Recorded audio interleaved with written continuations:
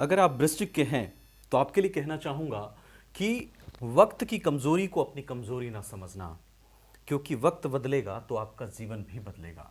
वक्त की कमजोरी को अपनी कमजोरी ना समझना, क्योंकि वक्त बदलेगा तो आपका जीवन भी बदलेगा। माना कि आपका इम्तिहान थोड़ा बड़ा है, माना कि आपका इम्तिहान थोड़ा बड़ा है, पर बड़े इम्तिहान के बाद ही तो बड़ी कामयाबी भी आती है।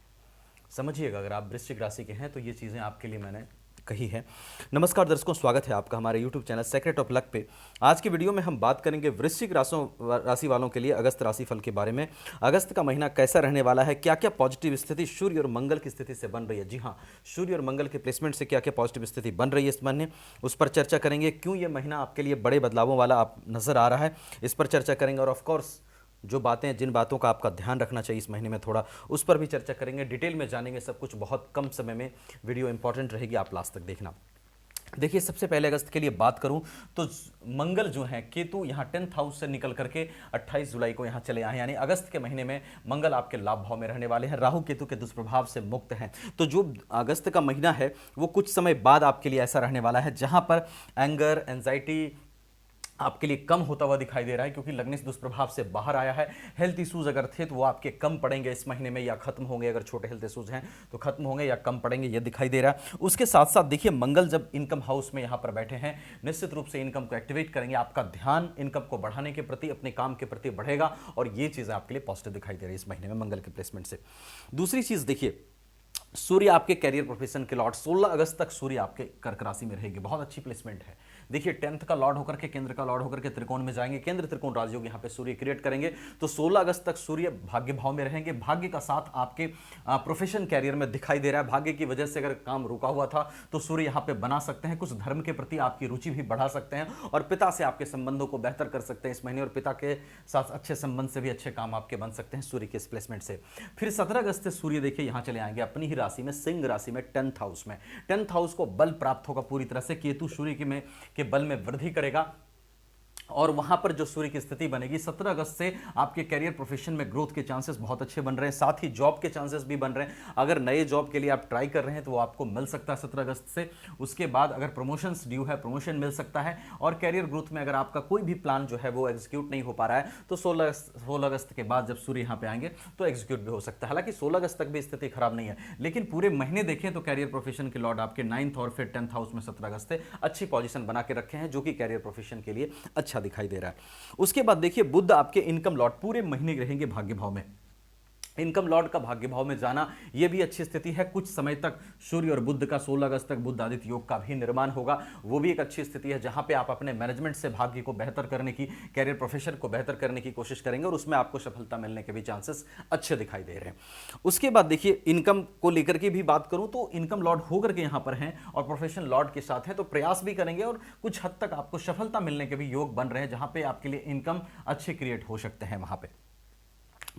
उसके बाद देखिए, आपके लव हाउस का लॉर्ड, आपकी सावधानी की थोड़ी सी अगर बात करूं तो गुरु आपके 5th हाउस के लॉर्ड और 2nd हाउस के लॉर्ड 8th हाउस में है, और शुक्र आपके 7th हाउस के लॉर्ड 20 अगस्त तक यहां 8th हाउस में है। थोड़ा सा ध्यान रखना है, लव रिलेशनशिप में, मैरिज लाइफ में उलझने से आप बचिएगा। आर्गुमेंट्स ज्यादा मत कीजिएगा, क्योंकि राहु की दृष्टि भी गुरु और शुक्र पर पड़ेगी। तो जहां पर जो सावधानी है वो सावधान कर देता हूं।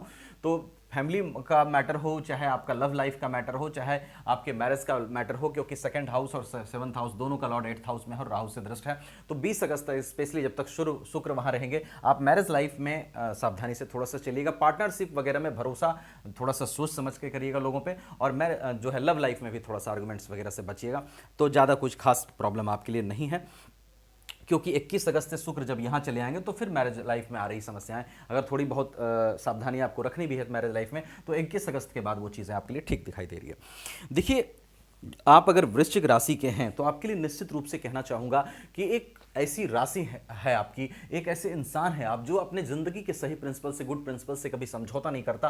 आपका एटीट्यूड बहुत अच्छा होता है टुवर्ड्स लाइफ के प्रति। जो आपका एटीट्यूड होता है, एक दिलेर एटीट्यूड आप लेकर के चलते हैं, जहां पर भी झुकना नहीं चाहिए, गलत चीजों के सामने आप नहीं झुकते हैं, और कई बार इमोशन और एग्रेशन दोनों के बीच फंस जाते हैं। इमोशंस भी टॉप लेवल पे हो जाते हैं, एग्रेशन भी। आप ऐसे व्यक्ति हैं, अभी किसी से लड़ाई भी कर लीजिएगा, थोड़ा सा वो डाउन हो गया, थोड़ा सा वो आपके सामने झुक गया, आपको लगा कि नहीं इंसान अब थोड़ा सा ठीक है, तो आप इमोशनल भी उसके प्रति बहुत हो जाइएगा और फिर मदद करने की भावनाओं से मजबूर होकर मदद भी उसकी खूब कीजिएगा। तो ये सब चीज़ें आपके अंदर होती हैं। बहुत समय से शनि ने आपको परेशान किया है और बहुत सारी मैच्योरिटी भी शनिदेव ने आपके अंदर डेवलप किया है। तो उस चीज़ का ध्यान रखते हुए आगे की लाइफ में अगर आप मेंटल स्टेबिलिटी पे थोड़ा सा वर्क करें तो वो आपके लिए ज़्यादा अच्छा है, जहां पर एग्रेशन और इमोशंस का एक सही लेवल लेकर के आप चलें, जो कि वृश्चिक राशि वाले के लिए अच्छा होता है। ज़्यादा परेशान आपको होने की जरूरत नहीं है, क्योंकि स्ट्रगल्स तो आपको रहते हैं, no doubt in that, but वृश्चिक राशि वाले बहुत अच्छे अच्छे पोजीशंस पे भी जाते हैं, बहुत अच्छी सक्सेस भी अपने जीवन में पाते हैं, अगर वो धैर्य रखें और अपनी एनर्जी का सही इस्तेमाल करें। क्योंकि एनर्जी लेवल तो कमाल की होती है, मंगल आपका लॉर्ड होता है,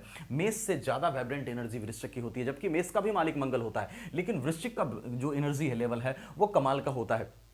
और स्पेशली जब ये किसी इंसान के अगेंस्ट आ जाएं तो इनकी एनर्जी फिर बहुत एक्टिवेट हो जाती है। तो उस एनर्जी को ही आपको सही डायरेक्शन में ले जा करके अपने जो भी अतीत में पास्ट में प्रॉब्लम्स आई हैं उसको भुलाने में एनर्जी को लगाना है, और आपको नेक्स्ट जो आने वाला समय है या जो समय चल रहा है उस पर फोकस करना। आपको ये सोच के जीवन में नहीं चलना है कि मेरे साथ बहुत सारी चीज़ें खराब हो गई।